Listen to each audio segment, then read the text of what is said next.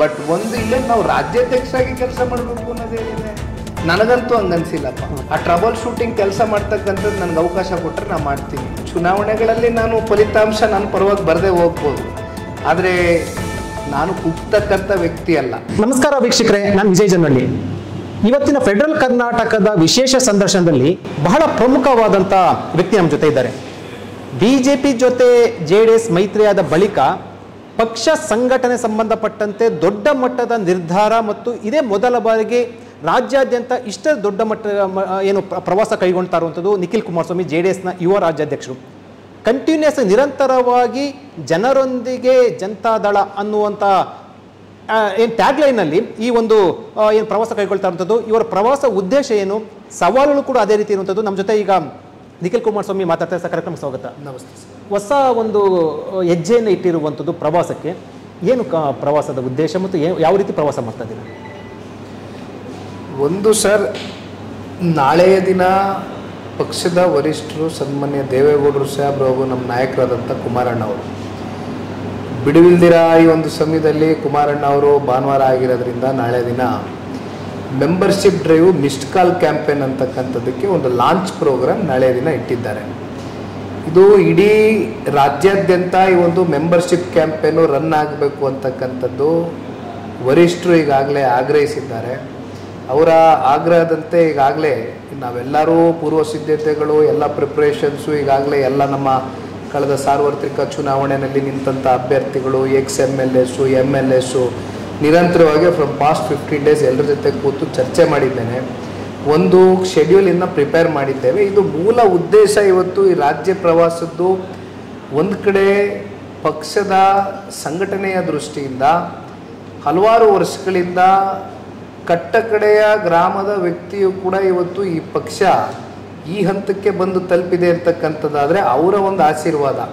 ಭಾಳ ಜನ ಇವತ್ತು ಸೋಷಿಯಲ್ ಮೀಡಿಯಾಗಳು ಬಳಕೆ ಮಾಡ್ಕೊಳ್ತಕ್ಕಂಥದ್ದು, ಫೋನು ಬಳಕೆ ಮಾಡುವಂಥ ಗೊತ್ತಿಲ್ಲದೆ ಇರ್ತಕ್ಕಂಥ ವ್ಯಕ್ತಿಗಳು ಭಾಳ ಜನ ಇದ್ದಾರೆ ಇವತ್ತು. ಆದರೆ ಜನತಾದಳದ ಅಭಿಮಾನಿಗಳು ಅವರನ್ನು ಕೂಡ ನಾನು ಯಾವ ರೀತಿ ರೀಚೌಟ್ ಆಗ್ಬೋದು ಗ್ರೌಂಡ್ ಲೆವೆಲಲ್ಲಿ ಅಂತ ಪ್ರತಿ ತಾಲೂಕು ಕೇಂದ್ರಗಳಿಗೆ ವಿಸಿಟ್ ಮಾಡ್ತಕ್ಕಂಥದ್ದು, ಅಲ್ಲಿ ಕೆಲವೊಂದಷ್ಟು ಸಭೆ ಸಮಾರಂಭಗಳನ್ನ ಅಟೆಂಡ್ ಮಾಡ್ತಕ್ಕಂಥದ್ದು ಅಷ್ಟೇ ಅಲ್ಲ, ಆಯಾ ತಾಲೂಕುಗಳಲ್ಲಿ ಏನು ಕೊರತೆಗಳಿದೆ, ಏನು ಸಮಸ್ಯೆಗಳಿದೆ, ಜನರ ಸಮಸ್ಯೆ ಏನಾಗಿದೆ, ಏನು ಎದುರಿಸ್ತಾ ಇದ್ದಾರೆ ಜನ ಇವತ್ತು ಪ್ರತಿನಿತ್ಯ ಅವ್ರ ಜೀವನದಲ್ಲಿ ಅಂತಕ್ಕಂಥದ್ದನ್ನು ಅರ್ಥಕೊಳ್ತಕ್ಕಂಥದ್ದು ಕೂಡ ನನಗೆ ಒಂದು ಉತ್ತಮವಾದಂಥ ಒಂದು ಅವಕಾಶ ಅಂತಕ್ಕಂಥದ್ದನ್ನ ನಾನು ಭಾವಿಸಿದ್ದೀನಿ. ಬಟ್ ಎಷ್ಟು ದಿನ ಪ್ರವಾಸ ಮಾಡ್ತಾ ಇರುವಂಥದ್ದು, ಎಷ್ಟು ಕಾನ್ಸ್ಟಿಟ್ಯೂನ್ಸಿನ ನೀವು ಟಾರ್ಗೆಟ್ ಈಗ ಮೊದಲನೇ ಹಂತದಲ್ಲಿ ಜೂನ್ 16ನೇ ತಾರೀಕು ತುಮಕೂರು ಜಿಲ್ಲೆಯಿಂದ ಪ್ರವಾಸ ಕೈಗೆತ್ತಿಕೊಂಡಿದ್ದೇನೆ. ತುಮಕೂರು ಜಿಲ್ಲೆಯಿಂದ ಶುರು ಆಗಿದ್ದು ಅಂತಿಮವಾಗಿ ಮೈಸೂರು ಜಿಲ್ಲೆನಲ್ಲಿ ನಾನು ಪ್ರವಾಸ ಅಂತಿಮಗೊಳಿಸ್ತೇನೆ. ಮೊದಲನೇ ಹಂತದಲ್ಲಿ 58 ಡೇಸ್ ಅಂದರೆ 58 ದಿನಗಳ ಕಾಲ ನಿರಂತರವಾಗಿ ಪ್ರವಾಸ ಕೈಗೆತ್ತಿಕೊಂಡಿದ್ದೇನೆ ಸರ್. ಮೊದಲನೇ ಹಂತದಲ್ಲಿ ಅಂದರೆ ಸುಮಾರು ಒಂದು 80-85 ಕಾನ್ಸ್ಟಿಟ್ಯೂನ್ಸಿ ಬರುತ್ತಾ ಅಥವಾ ಯಾವ ರೀತಿ ಇರುತ್ತೆ? ಹಿಂಗೆ ಹೆಚ್ಚು ಕಮ್ಮಿ 90 ದಾಟುತ್ತೆ ಕಾನ್ಸ್ಟಿಟ್ಯೂನ್ಸೀಸು. ಬಟ್ ಇದು ಮೊದಲನೇ ಹಂತ ಅಷ್ಟೇ. ಮತ್ತು ಎರಡನೇ ಹಂತದಲ್ಲಿ ಯಾಕೆಂದರೆ ನನಗೆ ಸಂಘಟನೆ ಆಗಬೇಕಾಗಿರೋದು, ಆರ್ಗನೈಸೇಷನ್ ಅಂತ ಆಗಬೇಕಾಗಿರತಕ್ಕಂಥದ್ದು 224 ಕ್ಷೇತ್ರದಲ್ಲೂ ಕೂಡ ಪಕ್ಷದ ಅಭಿಮಾನಿಗಳಿದ್ದಾರೆ, ಕಾರ್ಯಕರ್ತರಿದ್ದಾರೆ. ಎಲ್ಲರನ್ನೂ ಕೂಡ ನಾನು ವಿಶ್ವಾಸಕ್ಕೆ ತೊಗೊಂಡು ಹೋಗ್ತಕ್ಕಂಥ ಪ್ರಾಮಾಣಿಕ ಕೆಲಸವನ್ನು ಮಾಡ್ತೇನೆ. ಆದರೆ ಇದು ಮೊದಲನೇ ಹಂತ ಮುಗಿದ ನಂತರ ಎರಡನೇ ಹಂತಕ್ಕೆ ಮತ್ತೆ ಶಿಫ್ಟ್ ಆಗ್ತೀವಿ. ಕುಮಾರಸ್ವಾಮಿ ಅವರು ಪ್ರವಾಸ ಮಾಡೋದು ಪಂಚರತ್ನ ಯಾತ್ರೆಯನ್ನು ಹೆಸರು ಕಾನ್ಸೆಪ್ಟ್ ತಗೊಂಡ್ಕೊಂಡು ಪಕ್ಷ ಸಂಘಟನೆ ಕೂಡ ಆಯಿತು. ಆದರೆ ಚುನಾವಣೆ ಫಲಿತಾಂಶದಲ್ಲಿ ಅದರ ರಿಸಲ್ಟ್ ಬಂದಿರಲಿಲ್ಲ. ಬೇರೆ ಬೇರೆ ಪಕ್ಷಗಳು ಕೂಡ ಪಕ್ಷ ಸಂಘಟನೆ ಸಂಬಂಧಪಟ್ಟಂತೆ ಕೂಡ ಮಾಡ್ತಾ ಇರುವಂಥದ್ದು. ನಿಖಿಲ್ ಕುಮಾರಸ್ವಾಮಿ ಮಾಡ್ತಾ ಇರುವಂಥ ಈ ಒಂದು ಜನರೊಂದಿಗೆ ಜನತಾದಳ ಅನ್ನೋ ಕಾನ್ಸೆಪ್ಟಲ್ಲಿ ವಿಭಿನ್ನವಾಗಿ ಆಗಿರುತ್ತೆ. ನೀವು ಪಕ್ಷ ಸಂಘಟನೆಯಲ್ಲಿ ತಾಲೂಕು ಅಥವಾ ಹೋಬಳಿ ಮಟ್ಟಕ್ಕೂ ಹೋಗ್ತೀರಾ, ತಾಲೂಕು ಮಟ್ಟದಲ್ಲಿ ಹೋಗ್ತೀರಾ, ಅಲ್ಲಿ ಯಾವ ರೀತಿ ನೀವೇನು ಬಹಿರಂಗ ಸಮಾವೇಶನೋ ಅಥವಾ ಕಾರ್ಯಕರ್ತರ ಜೊತೆ ಸಂವಾದನೋ, ಮುಖಂಡರ ಸಂವಾದ ಯಾವ ರೀತಿ ಇರುತ್ತೆ ಪಕ್ಷ ಸಂಘಟನೆ? ಮೊದಲು ನನಗೆ ನಮ್ಮ ಪಕ್ಷದ ಕಾರ್ಯಕರ್ತರ ಜೊತೆ ಆಯಾ ತಾಲೂಕು ಯಾರ್ಯಾರು ಅಭ್ಯರ್ಥಿಗಳು ನಿಂತಿದ್ರು ಹಿಂದಿನ ಸಾರ್ವತ್ರಿಕ ಚುನಾವಣೆಗಳಲ್ಲಿ ಅವರ ಒಂದು ನೇತೃತ್ವದಲ್ಲೇ ಸಭೆಗಳನ್ನ ಕರೆದಿದ್ದೇವೆ. ಅಲ್ಲಿ ತಾಲೂಕು ಅಧ್ಯಕ್ಷರ ಆದಿಯಾಗಿ ಎಲ್ಲ ಪದಾಧಿಕಾರಿಗಳು ಕೂಡ ಇರ್ತಾರೆ. ಸೆಕೆಂಡ್ ಲೈನ್ ಲೀಡರ್ಸಿಂದ ಹಿಡಿದು ಕಾರ್ಯಕರ್ತರಿಂದ ಹಿಡಿದು ಎಲ್ಲರೂ ಇರ್ತಾರೆ. ಅವ್ರಿಗೆ ಕೆಲವೊಂದಷ್ಟು ಸ್ಪಷ್ಟವಾದಂಥ ಸಂದೇಶಗಳು ಪಕ್ಷದ ಕಡೆಯಿಂದ ಸಾರಬೇಕಾಗಿದೆ. ಜೊತೆಯಲ್ಲಿ ಅವರಲ್ಲಿ ಏನೇನು ನಿರೀಕ್ಷೆಗಳಿದೆ, ಮುಂದೆ ಪಕ್ಷ ಯಾವ್ಯಾವ ರೀತಿ ಸಂಘಟನೆ ದೃಷ್ಟಿಯಿಂದ ಹೆಜ್ಜೆ ಇಡಬೇಕು ಅಂತಕ್ಕಂಥದ್ದು ಅವರು ನಮಗೆ ಏನು ಹೇಳ್ತಾ ಹೋಗ್ತಾರೋ, ತಿಳಿ ಹೇಳ್ತಾ ಹೋಗ್ತಾರೋ, ಸಲಹೆಗಳು ಕೊಡ್ತಾರೋ ಆ ರೀತಿ ನಾವು ಕೂಡ ಸ್ಪಂದಿಸಬೇಕಾಗಿದೆ. ಒಂದು ತಮಗೆ ಗೊತ್ತಿದ್ದಂಗೆ ಜಿಲ್ಲಾ ಪಂಚಾಯತಿ ತಾಲೂಕು ಪಂಚಾಯತಿ ಚುನಾವಣೆ ಎದುರು ನೋಡ್ತಾ ಇದ್ದೀವಿ. ಆ ಚುನಾವಣೆಗಳಲ್ಲಿ ನಿಲ್ಲಬೇಕು ಅಂತಕ್ಕಂಥ ಆಕಾಂಕ್ಷಿತರು ಭಾಳ ಜನ ಇರ್ತಾರೆ. ಆದರೆ ಅಂತಿಮವಾಗಿ ನಿಮಗೆ ಕೆಟಗರಿ ಅನೌನ್ಸ್ ಆಗಬೇಕು, ಅಲ್ಲಿವರೆಗೂ ನೀವು ಯಾವ ನಿರ್ಧಾರಗಳು ಮಾಡಲಿಕ್ಕೆ ಆಗೋದಿಲ್ಲ.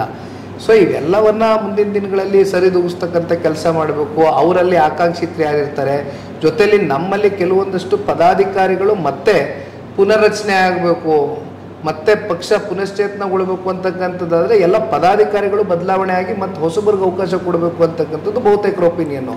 ಸೊ ಇದು ಕಾರ್ಯಕರ್ತರ ಮೂಲಕನೇ ಅವ್ರಿಗೆ ಕೇಳಿ, ಅಂತಿಮವಾಗಿ ಅವ್ರೇನು ರೆಸ್ಪಾನ್ಸ್ ಕೊಡ್ತಾರೆ, ಅವ್ರೇನು ಒಂದು ಪಟ್ಟಿ ಕೊಡ್ತಾರೆ, ಅದನ್ನು ಪಕ್ಷಕ್ಕೆ ಒಂದು ವರದಿ ಒಪ್ಪಿಸಿ ಗ್ರೌಂಡ್ ರಿಪೋರ್ಟ್ ತಯಾರಿ ಮಾಡಿ ಅಂತಿಮವಾಗಿ ದುಡಿತಕ್ಕಂಥವ್ರಿಗೆ ಒಂದು ಅವಕಾಶ ಕೊಡಬೇಕು ಅನ್ನೋ ನಿರ್ಧಾರ. ಅಂದರೆ ಒಂದು ಹೊಸ ಯುಗ ಅಥವಾ ಹೊಸ ಹೆಜ್ಜೆನ ಇಟ್ಟಿರುವಂಥ ನಿಖಿಲ್ ಕುಮಾರಸ್ವಾಮಿ ಅವರು ತಮ್ಮ ತಂದೆ ಕುಮಾರಸ್ವಾಮಿ 2 ಬಾರಿ CM ಆಗಿದ್ರು ಕೂಡ ಪಕ್ಷ ಸಂಘಟನೆ ನಿರೀಕ್ಷೆ ಮಟ್ಟದಲ್ಲಿ ಆಗಲಿಲ್ಲ.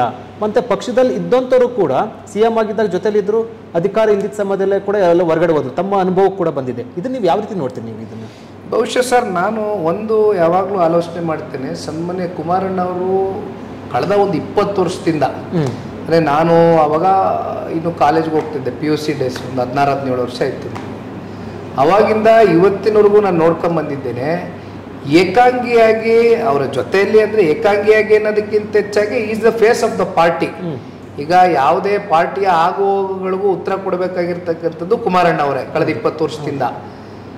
ಆ್ಯಸ್ ಒನ್ ಸಿಂಗಲ್ ಪರ್ಸನ್ ಅವ್ರು ಏಕಾಂಗಿಯಾಗಿ ಅವರು ತಗೊಂಡಿರ್ತಕ್ಕಂಥ, ಅವ್ರು ಪಟ್ಟಿರ್ತಕ್ಕಂಥ ಶ್ರಮ ಬಹುಶಃ ನಾವು ಯಾರೂ ಊಹೆ ಮಾಡ್ಕೊಳ್ಳಿಕ್ಕಾಗೋದಿಲ್ಲ. ಇಲ್ಲಿ ಒಬ್ಬ ಟ್ರಬಲ್ ಶೂಟರ್ನ ಅವಶ್ಯಕತೆ ಇದೆ ಅಂತಕ್ಕಂಥದ್ದು. ಆ ಒಂದು ಗ್ಯಾಪು 20 ವರ್ಷದಿಂದ ಯಾವತ್ತಾದರೂ ಒಂದು ಸ್ವಲ್ಪ ಮಧ್ಯದಲ್ಲಿ ಯಾರಾದರೂ ಒಬ್ಬರು ಆ ಗ್ಯಾಪ್ ಫಿಲ್ ಮಾಡಿದರೆ ಬಹುಶಃ ಒಂದಷ್ಟು ಬದಲಾವಣೆಗಳು ಪಕ್ಷ ಕಾಣಲಿಕ್ಕೆ ಸಾಧ್ಯ ಆಗ್ತೈತೇನೋ ಅಂತಕ್ಕಂಥದ್ದು ನನ್ನ ಭಾವನೆನೂ ಬಹುತೇಕರ ಭಾವನೆ. ನಾವು ಮುಖಂಡರ ಜೊತೆ ಕೂತು ಚರ್ಚೆ ಮಾಡಿದಾಗ ಹೇಳ್ತಾರೆ. ಹಾಗಾಗಿ ನನ್ನ ಒಂದೇ ಉದ್ದೇಶ ಏನಂದರೆ, ಮುಂದೆ ಪಕ್ಷ ದೊಡ್ಡ ಮಟ್ಟದಲ್ಲಿ ಶಾಸಕರನ್ನ ಕಾಣಬೇಕಾಗಿದೆ ಅಂತಕ್ಕಂಥದ್ದಾದಾಗ ಗ್ರೌಂಡ್ ರಿಯಾಲಿಟಿ ಏನಿದೆ, ನಮ್ಮ ಅಭ್ಯರ್ಥಿಗಳು ಕಾರ್ಯಕರ್ತರು ಏನು ಬಯಸ್ತಾ ಇದ್ದಾರೆ ಆ ವೇಗಕ್ಕೆ ಹೆಜ್ಜೆ ಆಗ್ತಾ ಇದ್ದಾರಾ, ಅಥವಾ ಅವರಲ್ಲಿ ಏನಾದರೂ ಸ್ಪೀಡ್ ಕಮ್ಮಿ ಆಗಿದೆಯಾ, ಅಥವಾ ಜನ ಬೇರೆ ಮತ್ತಿಂದೇನೋ ಬಯಸ್ತಾ ಇದ್ದೀರಾ ಅಂತಕ್ಕಂಥದ್ದು ಅರ್ಥ ಮಾಡ್ಕೊಳ್ಳೋದಕ್ಕೆ ಇದೊಂದು ಒಳ್ಳೆ ನನಗೊಂದು ವೇದಿಕೆ ಈ ಒಂದು ರಾಜ್ಯ ಪ್ರವಾಸ. ನಿಖಿಲ್ ಕುಮಾರಸ್ವಾಮಿ ಅಥವಾ ನಿಖಿಲ್ ಈ ಬಾರ್ನ್ ವಿತ್ ಸಿಲ್ವರ್ ಸ್ಪೂನ್ ಅಥವಾ ಬಾರ್ನ್ ವಿತ್ ಗೋಲ್ಡ್ ಸ್ಪೂನ್ ಅನ್ನೋದು ಕೂಡ ಆ ರೀತಿ ಕೂಡ ಹೇಳ್ಬೋದು. ಅಂದರೆ ನೀವು ಆ ಒಂದು ಕುಟುಂಬದಲ್ಲಿ ಆ ರೀತಿ ಹುಟ್ಟಿರುವಂಥದ್ದು. ಆದರೆ ನೀವು ಕಳೆದ 2-3 ಚುನಾವಣೆಗಳನ್ನು ಕೂಡ ಎದುರಿಸಿದ್ರಿ, ಅದು ನಂತರ ನೋಡೋಣ. ಈಗ ಪಕ್ಷ ಸಂಘಟನೆಗೆ ಅಂದರೆ ನಾವು ಈ ರೀತಿ ಸಂಘಟನೆ ಮಾಡೋದು ಬೇಡ, ನಾನು ಗ್ರೌಂಡ್ ಲೆವೆಲಲ್ಲಿ ಕಾರ್ಯಕರ್ತರನ್ನು ನಾನು ಜೊತೆಗೂಡಿ ಕಾರ್ಯಕರ್ತರ ಕಷ್ಟ ಸುಖ ನೋಡಿ ಅಥವಾ ಜನರ ಕಷ್ಟ ಸುಖ ನೋಡಿ ಪಾರ್ಟಿ ಕಟ್ಟಬೇಕು ಅಂತ ಹೋಗ್ತಾ ಇರುವಂಥದ್ದು. ಅದು ಬಾರ್ನ್ ವಿತ್ ಗೋಲ್ಡನ್ ಸ್ಪೂನಿಂದ ಸೊ ಬೇರೆ ರೀತಿಯ ನಿಖಿಲ್ ಕುಮಾರಸ್ವಾಮಿ ಅಂತ ನೋಡ್ಬೋದಾ? ನಾನು ಊಟ ಮಾಡ್ಬೇಕಾದ್ರೆ ಸ್ಪೂನೇ ಬಳಕೆ ಮಾಡಲ್ವಲ್ಲ, ಕೈ ಪಕ್ಕ 100% ಅದು ಸುಮ್ಮನೆ ತಮಾಷೆಗೆ ಹೇಳಿದೆ. ಆದರೆ ಒಂದು ಸರ್ ಇಲ್ಲಿ ಏನಾಗ್ತದೆ, ಇಂಥ ಕುಟುಂಬದಲ್ಲಿ ಹುಟ್ಟಿ ನಮಗೆ ನಮ್ಮದಾದಂಥ ಜವಾಬ್ದಾರಿಗಳು ಯಾವತ್ತೂ ಕೂಡ ಜಾಸ್ತಿ ಇರುತ್ತೆ. ನಿರೀಕ್ಷೆಗಳು, ಜವಾಬ್ದಾರಿಗಳು, ಪ್ಲಸ್ಸು ಆ ನಿರೀಕ್ಷೆಗೆ ತಕ್ಕಂತೆ ನಾವು ಸವಾಲುಗಳನ್ನ ಸ್ವೀಕಾರ ಮಾಡಿ ಚುನಾವಣೆಗಳು, ಆ ಚುನಾವಣೆಗಳಲ್ಲಿ ಆ ಸಂದರ್ಭದ ಚುನಾವಣೆಗಳು ಆ ಸಾಂದರ್ಭಿಕವಾಗಿ ಯಾವ್ಯಾವ ರೀತಿ ಚುನಾವಣೆಯನ್ನು ಫೇಸ್ ಮಾಡಿದ್ವು, ಯಾವ ರೀತಿ ಒಂದು ರೀತಿ ನನ್ನನ್ನೇ ಒಂದು ವ್ಯಕ್ತಿಗತವಾಗಿ ಟಾರ್ಗೆಟ್ ಮಾಡ್ಕೊಂಡು ಚುನಾವಣೆಗಳಲ್ಲಿ ನಾನು ಫಲಿತಾಂಶ ನನ್ನ ಪರವಾಗಿ ಬರದೇ ಹೋಗ್ಬೋದು. ಆದರೆ ನಾನು ಕುಗ್ತಕ್ಕಂಥ ವ್ಯಕ್ತಿ ಅಲ್ಲ. ನಾನು ಮುಂದೇನೂ ಹೇಳ್ತೀನಿ, ಮುಂದೆ ಸಾರ್ವತ್ರಿಕ ಚುನಾವಣೆಯಲ್ಲಿ ನಾನು ಸ್ಪರ್ಧೆ ಮಾಡ್ತಕ್ಕಂಥದ್ದು ಅದ್ರ ಬಗ್ಗೆ ನನ್ನ ತಲೆನಲ್ಲಿ 1% ನನ್ನ ತಲೆಯಲ್ಲಿ ಇಟ್ಕೊಂಡಿಲ್ಲ. ನಾನು ಸನ್ಮಾನ್ಯ ದೇವೇಗೌಡರ ಹತ್ರ, ಸನ್ಮಾನ್ಯ ಕುಮಾರಣ್ಣ ಅವ್ರ ಹತ್ರ ಜೊತೆಯಲ್ಲಿ ಇವತ್ತು ಸಂಜೆ ಒಂದು ಮೀಟಿಂಗ್ ಇದೆ. ಮೀಟಿಂಗಲ್ಲಿ ಕೇವಲ ನಮ್ಮ ಅಭ್ಯರ್ಥಿಗಳ ಜೊತೆ ಮಾತ್ರ ಒಂದು ಇಂಟ್ರಾಕ್ಟಿವ್ ಒಂದು ಸೆಷನ್ ಇದೆ. ಅದರಲ್ಲೂ ಕೂಡ ಭಾಳ ಸ್ಪಷ್ಟವಾಗಿ ಹೇಳೋಣ ಅಂತ ನಿರ್ಧಾರ ಮಾಡಿದ್ದೀನಿ. ಇಲ್ಲಿ ನಿಖಿಲ್ ಕುಮಾರಸ್ವಾಮಿ ವೈಯಕ್ತಿಕ ಪ್ರಶ್ನೆ ಅಲ್ಲ, ನಾನು MP ಆಗ್ತಕ್ಕಂಥದ್ದು, ನಾನು MLA ಆಗ್ತಕ್ಕಂಥ ಪ್ರಶ್ನೆ ಅಲ್ಲ. ಈ ಪಾರ್ಟಿ ಎಸ್ಪೆಷಲಿ ಒಂದು ಪ್ರಾದೇಶಿಕ ನೆಲೆಗಟ್ಟನ್ನು ಹೊಂದಿರತಕ್ಕಂಥ ಜನತಾದಳ ಪಕ್ಷ ಗಟ್ಟಿಯಾಗಿ ಉಳಿಬೇಕು ಇನ್ನು ಮುಂದಿನ ದಿನಗಳಲ್ಲಿ ರಾಜ್ಯದಲ್ಲಿ ಅಂತಕ್ಕಂಥ ಒಂದೇ ಕನಸಿಂದ ನಾನು ಇವತ್ತು ಹೊರಡ್ತಾ ಇದ್ದೇನೆ. ಇದಕ್ಕೆ ಆ್ಯಡ್ ಆಗಿ if I am wrong, so ನೀವು ಏನು ಕಳೆದ ವಿಧಾನಸಭಾ ಉಪಚುನಾವಣೆ ಸ್ಪರ್ಧೆ ಮಾಡೋ ಸಂದರ್ಭದಲ್ಲಿ ಕೂಡ ನಿಮ್ಗೆ ಇಷ್ಟ ಇರಲಿಲ್ಲ, ನೀವು ಒಂದು ಮಾತನ್ನು ಹೇಳ್ತಾ ಇದ್ರು, ಅದು ದೇವೇಗೌಡರು ಇರ್ತಿರ್ಬೋದು, ಅದು ಕುಮಾರಸ್ವಾಮಿ ಇರ್ತಿರ್ಬೋದು, ನಾನು ಈ ಬಾರಿ ಚುನಾವಣೆ ನಿಲ್ಲೋದಿಲ್ಲ, ಪಕ್ಷ ಸಂಘಟನೆ ಮಾಡ್ತೀನಿ, ಮುಂದಿನ ಬಾರಿ ಪಕ್ಷವನ್ನು ಅಧಿಕಾರಕ್ಕೆ ತರುವಂಥದ್ದು ಅದು ದೊಡ್ಡ ಮಟ್ಟದಲ್ಲಿ ಶಾಸಕನ ಆಯ್ಕೆ ಮಾಡೋ ನಿಟ್ಟಿನಲ್ಲಿ ನಾನು ಇಡೀ ರಾಜ್ಯಾದ್ಯಂತ ಪ್ರವಾಸ ಮಾಡ್ತೀನಿ ಅಂತ ನೀವು ಆಗಲೇ ಕೂಡ ಹೇಳಿದ್ರಿ, ನಿಜ ಅಲ್ವಾ ಅದು? ಕಳೆದ ಲೋಕಸಭಾ ಚುನಾವಣೆಯಲ್ಲಿ, ಇತ್ತೀಚೆಗೆ ನಡೆದಂಥ ಲೋಕಸಭಾ ಚುನಾವಣೆ ಮಂಡ್ಯಗೆ ನಮ್ಮ ತಂದೆಯವರು ಕೊನೆ ಹಂತದಲ್ಲಿ ಅನಿರೀಕ್ಷಿತವಾಗಿ ಸ್ಪರ್ಧೆ ಮಾಡಿದ್ರು ಸರ್. ಅಲ್ಲಿ 19ರ ನನ್ನ ಆ ಒಂದು ರಾಜಕೀಯದ ಷಡ್ಯಂತ್ರದ ಸೋಲೇನಿತ್ತು ಅದಕ್ಕೆ ನನ್ನ ಮೂಲಕನೇ ಉತ್ತರ ಕೊಡಬೇಕು ಅಂತ ಕಾರ್ಯಕರ್ತರು ಮುಖಂಡರು ಬಹಳ ತುದಿಗಾಲಲ್ಲಿ ನಿಂತಿದ್ರು. ಅಂಬೇಡ್ಕರ್ ಭವನದಲ್ಲಿ ಒಂದು ದೊಡ್ಡ ಸಭೆ ಮಾಡಿದ್ವಿ, ಇಡೀ ಜಿಲ್ಲೆಯಾದ್ಯಂತ ಕಾರ್ಯಕರ್ತರು ಬಂದಿದ್ರು. ಆಮೇಲೆ ಅಲ್ಲಿ ಜಿಲ್ಲೆಯ ಜನತೆಯಲ್ಲಿ ಕೂಡ ಒಂದು ಭಾವನೆ, ಇಲ್ಲ ಲಾಸ್ಟ್ ಟೈಮು ಅನ್ಯಾಯವಾಗಿ ಒಬ್ಬ ಯುವಕ ಸೋತ್ ಹೋದ, ಈ ಸಲ ಇಲ್ಲಪ್ಪ ನಾವು ಕೈ ಹಿಡಿಬೇಕು ಅಂತಕ್ಕಂಥದ್ದು ಜನರಲ್ಲೂ ಕೂಡ ಒಂದು ತಕ್ಕ ಮಟ್ಟದ ಒಂದು ಭಾವನೆ ಇತ್ತು ನನ್ನ ಮೇಲೆ. ನಾನು ಬಹುಶಃ MP ಅವತ್ತು ಅಷ್ಟೆಲ್ಲ ನನ್ನ ಮೇಲೆ ಒತ್ತಡ ಏರಿದಾಗ ನಾನು MP ಆಗಬೇಕು, ನನಗೆ ಅಧಿಕಾರವೇ ಬೇಕು, ಬೇರೆ ಯಾವುದೂ ನನಗೆ ಅದ್ರ ಮುಂದೆ ಇಲ್ಲ ಅಂತಕ್ಕಂಥ ನಿರ್ಧಾರ ಮಾಡಿದ್ರೆ ನಾನು MP ನಿಂತ್ಕೊಂತ ಇದ್ದೆ. ಬಟ್ ನಾನು ಅವತ್ತು ಎಷ್ಟು ಸಲ ನೀವು ಮಾಧ್ಯಮದಲ್ಲಿ ಕೇಳಿದ್ರೆ ಅಷ್ಟು ಸಲಿನೂ ಸ್ಪಷ್ಟವಾಗಿ ಉತ್ತರ ಕೊಟ್ಟೆ, ಇಲ್ಲ ನಾನು ಪಕ್ಷದ ಕಾರ್ಯಕರ್ತನಾಗ ಪಕ್ಷಕ್ಕೋಸ್ಕರ ಕೆಲಸ ಮಾಡ್ತೀನಿ, ಈಗ ನನಗೆ ಚುನಾವಣೆ ಬೇಡ, ಒಂದ್ಸಲಿ MP ಬರೋದು, ಒಂದ್ಸಲಿ MLA ಹೋಗೋದು, ಮತ್ತು ಅಲ್ಲಿ ಹೋಗೋದು ಇಲ್ಲಿ ಹೋಗೋದು ಇದು ಬೇಡ ಅನ್ನೋ ನಿರ್ಧಾರ ಮಾಡಿದೆ. ಬಟ್ ಅಂತಿಮವಾಗಿ ಇವತ್ತು ಕಳೆದ ಉಪಚುನಾವಣೆಯಲ್ಲಿ ಒಲ್ಲದ ಮನಸ್ಸಿನಲ್ಲಿ ಪಕ್ಷದ ಕಾರ್ಯಕರ್ತರಿಗೋಸ್ಕರ ಮುಖಂಡರಿಗೋಸ್ಕರ ತಲೆ ಕೊಟ್ಟೆ. ನಾನು ಹಂಗೂ ಹೇಳಿದೆ, ಪಕ್ಷದ ವರಿಷ್ಠರ ಹತ್ರ ಭಾಳ ಬೇಸರದಿಂದನೇ ಹೇಳಿದೆ, ಇಲ್ಲಿ ನನ್ನ ಒಬ್ಬ ವ್ಯಕ್ತಿಯ ಪ್ರಶ್ನೆ ಅಲ್ಲ, ಈಗ ನನಗೆ ಏನಾದರೂ ನಾಳೆ ದಿನ ಫಲಿತಾಂಶ ನಾವು ಅಂದ್ಕೊಂಡು ಮಟ್ಟಕ್ಕೆ ಬರದೇ ಹೋದಂಥ ಸಂದರ್ಭದಲ್ಲಿ ಈಗ ನಡೆದಿರ್ತಕ್ಕಂಥ ಘಟನೆ ಇತಿಹಾಸ ಅದು. ಆಗ ಪಕ್ಷದ ಮೇಲೆ ಆಗ್ತಕ್ಕಂಥ ಪರಿಣಾಮ ಏನು ಇವೆಲ್ಲವನ್ನು ಆಲೋಚನೆ ಮಾಡಿ ದಯಮಾಡಿ ಬೇಡ ಅಂತಕ್ಕಂಥದ್ದನ್ನೇ ಹೇಳಿದೆ. ಬಟ್ ವಿಧಿ ಲಿಖಿತ ತಲೆ ಬಾಗ್ಬೇಕಾಗ್ತದೆ, ಏನು ಮಾಡೋಕ್ಕಾಗಲ್ಲ ಒಂದೊಂದ್ಸಲಿ. ನಾನು ಅದಕ್ಕೆ ಹೇಳಿದೆ, ಅಲ್ಟಿಮೇಟ್ಲಿ ಹಂಗೆ ಮಾಡೋದಾದ್ರೆ ಒಬ್ರು ಕಾರ್ಯಕರ್ತರಿಗೆ ಟಿಕೆಟ್ ಕೊಟ್ಟರು, ಚುನಾವಣೆ ರಿಸಲ್ಟ್ ಏನೇ ಇರ್ಬೋದು, ನಾಳೆ ಅಟ್ಲೀಸ್ಟ್ ಮತ್ತವನು ಚುನಾವಣೆ ನಿಲ್ತಕ್ಕಂಥದಕ್ಕೆ ನಾವು ಅವನಿಗೆ ಧೈರ್ಯ ತುಂಬಿಸ್ದಂಗೆ ಆಗ್ತದೆ, ಟೇಕ್ ಎ ಕಾಲ್ ಅಂತ ಹೇಳಿದೆ. ಬಟ್ ಅಲ್ಟಿಮೇಟ್ಲಿ 3 ಚುನಾವಣೆಗಳು ಸೋಲು ನಿಖಿಲ್ ಕಾಡ್ತಾ ಇದೆಯಾ ಸರ್? ನನಗೆ ಒಂದು ಈ ಚುನಾವಣೆಯ ಸೋಲು ಪೆಟ್ಟುಗಳೇನಿದೆ, ಈ ಪೆಟ್ಟುಗಳು ಬಹುಶಃ ಇಂಥ ಕುಟುಂಬದಲ್ಲಿ ಹುಟ್ಟಿ ಎಷ್ಟೋ ಜನ ಇವತ್ತು ಈ ಪಕ್ಷದಿಂದ ಶಾಸಕರಾಗಿದ್ದಾರೆ, ಸಂಸದರಾಗಿದ್ದಾರೆ, ದೇವೇಗೌಡರು ಸಾಹೇಬರು, ಕುಮಾರಣ್ಣ ಅವರ ಆಶೀರ್ವಾದದಿಂದ. ಆದರೆ ನಾನು ಹೇಳದ್ನಲ್ಲ, ಆ ಸಿಚುವೇಶನಲ್ ಬೇಸ್ಡ್ ಎಲೆಕ್ಷನ್ಸಲ್ಲಿ ನಾನು ಒಂದು ರೀತಿ ನೀವು ಯಾವ ಥರ ಹೇಳ್ಬೋದು, ಐ ವಾಸ್ ಎ ಬೆಟ್, ಆ ಥರ ಆಯ್ತು ಅಷ್ಟೇ. ಬಟ್ ಆದರೆ ಇದು ನಾನು ಯಾವುದು ತಲೆಗೆ ಇಟ್ಕೊಂಡಿದ್ದಿದ್ರೆ ಬಹುಶಃ ನಾನು ಹೊರಗಡೆನೆ ಬರ್ತಾ ಇರಲಿಲ್ಲ, ಸಾರ್ವಜನಿಕ ಬದುಕಕ್ಕೆ ಬರ್ತಾ ಇರಲಿಲ್ಲ. ಬಹುಶಃ ಮೂರು ಚುನಾವಣೆಗಳ ಸೋಲೇನಿದೆ ಅಥವಾ ಫಲಿತಾಂಶ ಏನಿದೆ ಅದೊಂದಷ್ಟು ಪಾಠಗಳು ಕಲಿಸಿದೆಯಲ್ಲ ಅನ್ಸುತ್ತಲ್ಲ ನಿಖಿಲ್ಗೆ? ಅಂದ್ರೆ ಚುನಾವಣೆಯಲ್ಲಿ ಅಥವಾ ರಾಜಕಾರಣದಲ್ಲಿ ಹೆಂಗೆ ಹೋಗ್ಬೇಕು ಅನ್ನೋದು ಒಂದಷ್ಟು ಪಾಠ ಕಲಿಸಿದೆ ಅನ್ಸುತ್ತಾ? ಅಂದ್ರೆ ಚುನಾವಣೆ ಅನ್ನೋದು it is not a football or cricket, it is a chess ಅಂತ ಅರ್ಥ ಮಾಡ್ಕೊಳ್ಬೇಕಾಗ್ತದೆ. ಇದು ಚೆಸ್ ಗೇಮ್ ಇದ್ದಂಗೆ, ಯಾರಿಗೆ ತಾಳ್ಮೆ ಇರುತ್ತೆ, ಯಾರಿಗೆ ಯಾವಾಗ ಯಾವ ಪಾನ್ ಮೂವ್ ಮಾಡಬೇಕು, ಎದುರುಗಡೆ ಇರೋನು ಯಾವ ಪಾನ್ ಮೂವ್ ಮಾಡ್ತಾನೆ ಅಂತಕ್ಕಂಥದ್ದನ್ನ ನೀವು ಒಂದು ಲೆಕ್ಕಾಚಾರ ಮಾಡ್ತಕ್ಕಂಥದ್ದು ಬಹುಶಃ ಆ ಒಂದು ತಾಳ್ಮೆ ಅನ್ನೋದಕ್ಕಿಂತ ಹೆಚ್ಚಾಗಿ ಆ ಒಂದು ಪಾಠ ಕಲಿಸಿದೆ. ಈಗ ಹೊಸ ಯುಗ ಶುರುವಾಗುತ್ತೆ ನಿಮ್ಮ ಪಕ್ಷ ಸಂಘಟನೆ ಸಂಬಂಧಪಟ್ಟಂತೆ. ಕಾರ್ಯಕರ್ತರು ಅಥವಾ ನಿಮ್ಮ ಮುಖಂಡರುಗಳು, ಶಾಸಕರುಗಳು ಏನು ನಿರೀಕ್ಷೆ ಮಾಡ್ಬೋದು ಮುಂದೆ? ಈಗ ಪ್ರತಿ ಸರಿ ಕೂಡ ಚುನಾವಣೆ ಲಾಸ್ಟ್ ಟೈಮ್ ಕಳೆದ ವಿಧಾನಸಭಾ ಚುನಾವಣೆದಾಗ ಆ ಜನಗಳು ಬಂದಿದ್ದಂಥ ರೀತಿ ಅಥವಾ ರೆಸ್ಪಾನ್ಸ್ ನೋಡಿದ್ರೆ ಎಷ್ಟೋ ಸೀಟ್ ಬಂದ್ಬಿಡುತ್ತಪ್ಪ ಅನ್ನೋ ರೀತಿಯಲ್ಲಿ ಕೂಡ ಲೆಕ್ಕಾಚಾರ ಹಾಕ್ಕೊಳ್ತಿತ್ತು. ಅದೇ ಅಂತಿಮವಾಗಿ ನೀವು ಸೀಟು 2 ಅಂಕಿ ದಾಟಂಥ ಪರಿಸ್ಥಿತಿ ಬಂತು. ಬಹುಶಃ ಪಂಚರತ್ನ ಕಾರ್ಯಕ್ರಮಗಳು ಅದ್ರ ಬಗ್ಗೆ ಇವತ್ತು ನಾವು ಮಾತನಾಡ್ತಕ್ಕಂಥದ್ದಾದರೆ, ಕುಮಾರಣ್ಣ ಅವರ ರಾಜಕಾರಣದ ಸುದೀರ್ಘವಾದಂಥ ಅನುಭವ ಇವತ್ತೇನು ಪ್ರತಿ ಪಂಚಾಯಿತಿ ಮಟ್ಟದಲ್ಲೂ ಶಾಲೆಗಳು, ಇವತ್ತೇನು ಸರ್ಕಾರಿ ಶಾಲೆಗಳು ಯಾವ ರೀತಿ ನಡೀತದೆ, ಪ್ರೈವೇಟ್ ಶಾಲೆಗಳು ಯಾವ ರೀತಿ ನಡೀತದೆ, ಅದರ ಡಿಫ್ರೆನ್ಸಿಯೇಷನ್ ನಾವು ನೋಡ್ಕೊಂಡು ಬಂದಿದ್ದೇವೆ. ಸರ್ಕಾರಿ ಮಕ್ಕಳಿಗೆ ಅಲ್ಲಿ ಓದ್ತಕ್ಕಂಥ ಹಳ್ಳಿ ಮಕ್ಕಳಿಗೆ ಸಿಗಬೇಕಾಗಿರ್ತಕ್ಕಂಥ ಸವಲತ್ತುಗಳು ಸಿಗ್ತಾ ಇಲ್ಲ. ಅದರಲ್ಲಿ ಒಂದು ಸುಧಾರಣೆ ಕಾಣಬೇಕು ಅಂತಕ್ಕಂಥದ್ದು ಪಂಚರತ್ನದಲ್ಲಿ ಒನ್ ಆಫ್ ದ ಪ್ರೋಗ್ರಾಮ್ಸ್ ಇಟ್ಟಿದ್ರು. ಅದು ಹೊರತುಪಡಿಸಿ ಆಸ್ಪತ್ರೆಗಳು, ಇವತ್ತು ನಮಗೆ ಮೇಯ್ನ್ ಬೇಕಾಗಿರೋದೇನು ಸರ್? ಒಂದು ಎಜುಕೇಷನ್, ಒಂದು ಹೆಲ್ತ್, ಒಂದು ಎಂಪ್ಲಾಯ್ಮೆಂಟು. ಈ 3 ಸೆಕ್ಟರ್ನ ನಾವು ಫುಲ್ಫಿಲ್ಮೆಂಟ್ ಮಾಡ್ತಕ್ಕಂಥದ್ದಾದರೆ ಇವತ್ತು ಜನ ಸ್ವತಂತ್ರವಾಗಿ, ಯಾವ ಗ್ಯಾರಂಟಿಗಳು ಯೋಚನೆ ಬೇಡ, ಜನನೇ ನಮ್ಗೆ ಗ್ಯಾರಂಟಿ ದುಡ್ಡು ಕೊಡ್ತಾರೆ, ಆ ಮಟ್ಟಕ್ಕೆ ನಾವು ಜನಗಳಿಗೆ ಸ್ವತಂತ್ರವಾಗಿ ಸ್ವಂತ ಕಾಲ ಮೇಲೆ ನಿಂತು ದುಡಿತಕ್ಕಂಥದ್ದಕ್ಕೆ ನಾವು ಅವಕಾಶಗಳು ಕಲ್ಪಿಸ್ಬೇಕಾಗಿತ್ತು. ಇದೇ ಪಂಚರತ್ನದ, ನಾನು ಹೇಳ್ತಾ ಹೋದರೆ ತುಂಬ ಇನ್ನೂ ವಿಸ್ತಾರವಾಗಿ ಹೇಳ್ಬೋದು, ಬಟ್ ಬೇಡ. ಬಟ್ ಆದರೆ ಒಂದು ಸರ್ ತಾವು ಹೇಳ್ದಂಗೆ ಈ ಪಂಚರತ್ನ ಈ ಒಂದು ಕಾರ್ಯಕ್ರಮ ಏನಿತ್ತು, ಆ ರಥಯಾತ್ರೆ ಏನಿತ್ತು, ಆ ಸಂದರ್ಭದಲ್ಲಿ ರಾತ್ರಿ 2 ಗಂಟೆ ಆಗಲಿ 3 ಗಂಟೆ ಆಗಲಿ ನೀವು ಕೇವಲ ಹಳೆ ಮೈಸೂರು ಪ್ರಾಂತ್ಯ ಅಂತ ಲೆಕ್ಕಾಚಾರ ಮಾಡೋದು ಬೇಡ. ರಾಜ್ಯದ ಯಾವುದೇ ಮೂಲೆ ಆಗಲಿ, ಯಾವುದೇ ಜಿಲ್ಲೆ, ಯಾವುದೇ ತಾಲೂಕು, ಯಾವುದೇ ಹಳ್ಳಿ ಆಗಲಿ, ಕುಮಾರಣ್ಣ ಬರ್ತಾ ಇದ್ದಾರೆ ಅಂದರೆ ರಾತ್ರಿ 2 ಗಂಟೆಯಲ್ಲಿ 2,000 ಜನ 3,000 ಜನ ಹೆಣ್ಮಕ್ಳು ಕೂತ್ಕೊಂಡು ಪಾಠ ಕೇಳಿದಂಗೆ ಕೇಳೋರು ಕುಮಾರಣ್ಣನ ಭಾಷಣ. ಯಾವುದು ಕೂಡ ದುಡ್ಡು ಖರ್ಚಿ ಕೊಟ್ಟಿರ್ತಾರೆ ಜನ, ಯಾಕಂದ್ರೆ ಅಷ್ಟೊತ್ತಿನಲ್ಲಿ 2:30 ಸೊ ಯಾಕೆ ಅದು ಫೈಲ್ಯೂರ್ ಆಯಿತು, ಅಥವಾ ಜನ ಯಾಕೆ ನೀವು ಜನ ಸೇರ್ತಾರೆ ವೋಟ್ ಆಗಿ ಕನ್ವರ್ಟ್ ಆಗೋದಿಲ್ಲ JDSಗೆ? ಅಂದರೆ ಇಲ್ಲೊಂದು ಕಡೆ ನಿಮ್ಮಲ್ಲಿ ಸ್ಟ್ರಾಟಜಿಕಲ್ಲಿ ಏನಾದ್ರು ಫೈಲ್ಯೂರ್ ಇದೆಯಾ, ಅಥವಾ ಮುಖಂಡರುಗಳಲ್ಲಿ ಫೈಲ್ಯೂರ್ ಇದೆಯಾ, ವಿಶ್ವಾಸ ಕೊರತೆ ಇದೆಯಾ? ಇದು ನನಗೆ ಅದಕ್ಕೋಸ್ಕರನೇ ನಾನು ಗೊತ್ತಿಲ್ಲ, ನಾಳೆ ಚುನಾವಣೆ ಮುಂದಿನ ವರ್ಷ ಬರ್ಬೋದೋ ಅಥವಾ 3 ವರ್ಷ ಬರ್ಬೋದು, 3 ವರ್ಷ ಬಿಟ್ಟು ಬರ್ಬೋದೋ ನನಗೆ ಗೊತ್ತಿಲ್ಲ. ಮಧ್ಯಂತರ ಚುನಾವಣೆ ಬರುತ್ತೆ ಅಂತ ಅನ್ಸುತ್ತಾ? ನೋಡೋಣ ಏನೇನಾಗುತ್ತೆ ನವೆಂಬರ್ ತಿಂಗಳು ಕಳೆದ್ಮೇಲೆ ನೋಡೋಣ, ಎಲ್ಲ ಕಾದು ನೋಡೋಣ. ಆದರೆ ಈಗ ಈಗ ನಮ್ಮ ಅಭ್ಯರ್ಥಿಗಳಲ್ಲಿ ಯಾವ ರೀತಿ ಅವರ ಒಂದು ಸ್ಪೀಡ್ ಇದೆ, ನಾನು ಅವಾಗಲೇ ಪ್ರಾರಂಭಿಕವಾಗಿ ಮಾತಾಡ್ಬೇಕಾದ್ರೆ ಹೇಳ್ತಾ ಇದ್ದೆ, ಯಾಕೆ ಈಗಲೇ ಕೈಗೆ ಇದನ್ನ ಎತ್ಕೊಂಡಿದ್ದೀವಿ ಅಂದರೆ ಮತ್ತೆ ಕೊನೆ ಮೂಮೆಂಟಲ್ಲಿ ಬಂದು ಮತ್ತೆ ಆ ಮೂಮೆಂಟಲ್ಲಿ ನಮ್ಮ ಅಭ್ಯರ್ಥಿಗಳಿಗೆ ಇಲ್ಲ ನೀವು ಸ್ಪೀಡ್ ಕಮ್ಮಿ ಆಗಿದ್ದೀರಿ, ನೀವು ಸ್ಪೀಡ್ ಆಗಬೇಕು ಅಂತ ಹೇಳೋದಕ್ಕೂ ಈಗ 3 ವರ್ಷ ಸಮಯಾವಕಾಶ ಇದೆ. ಈಗ ನಾವು ಎಚ್ಚೆತ್ಕೊಳ್ಬೇಕಾಗ್ತದೆ. ಈ ಪಕ್ಷ ಉಳಿಬೇಕು ಅಂದರೆ ಪ್ರತಿಯೊಬ್ಬರು ಕಾರ್ಯಕರ್ತರು ಅಭ್ಯರ್ಥಿಯಿಂದ ಹಿಡಿದು ಎಲ್ಲರೂ ಎಚ್ಚೆತ್ಕೊಳ್ಬೇಕಾಗ್ತದೆ. ಅವ್ರನ್ನ ಎಚ್ಚೆತ್ತಿಸ್ತಕ್ಕಂಥ ಒಂದು ಕೆಲಸ ಮಾಡಬೇಕಾಗಿದೆ. ಆ ಕೆಲಸಕ್ಕೆ ಕೈ ಹಾಕಿದ್ದೀನಿ ಅಷ್ಟೇ ಸರ್. ಈ ಪ್ರವಾಸ ಮುಗಿದ ಬಳಿಕ ಮೊದಲ ಹಂತದ ಪ್ರವಾಸ ಅಥವಾ ನೀವು ಸಂಪೂರ್ಣವಾಗಿ ಹಾಕೊಂಡಿರುವಂಥದ್ದು, ಈಗ ಹಾಕೊಂಡಿರೋದು 60 days ಪ್ರವಾಸ ಹಾಕೊಂಡಿರೋದು, ಎರಡನೇ ಹಂತದ ಪ್ರವಾಸ ನಂತರ ಮಾಡ್ತೀರಿ. ಈ ಪ್ರವಾಸ ಮುಗಿದ ಬಳಿಕ JDS ಪಕ್ಷ ಅಥವಾ ಸಂಘಟನೆ ಅಂದರೆ ಯಾವ ರೀತಿ ಇರುತ್ತೆ? ಅಂದರೆ ಒಂದು ರೀತಿಯಲ್ಲಿ ಮಾಸ್ ಬದಲಾವಣೆ ಆಗುತ್ತಾ ಅಥವಾ ವೈಬ್ರೆಂಟ್ ಬದಲಾವಣೆ ಆಗುತ್ತಾ, ಯಾವ ರೀತಿ ಆಗುತ್ತೆ ಸರ್? ಜನತಾದಳ ಪಕ್ಷ is A purely cadre best party. But only unfortunate thing ಏನಂದರೆ ಇಲ್ಲಿವರೆಗೂ ಆ ಕೇಡರ್ಗೆ ಅವ್ರಿಗೆ ನಾವು ಡೈರೆಕ್ಟ್ ಕನೆಕ್ಟ್ ಆಗ್ಲಿಕ್ಕಾಗಿಲ್ಲ. ಯಾರ್ಯಾರು ದುಡ್ದಿದ್ದಾರೆ ಅವರೆಲ್ಲ ಹಿಂದೆ ಉಳ್ಕೊಂಡಿದ್ದಾರೆ.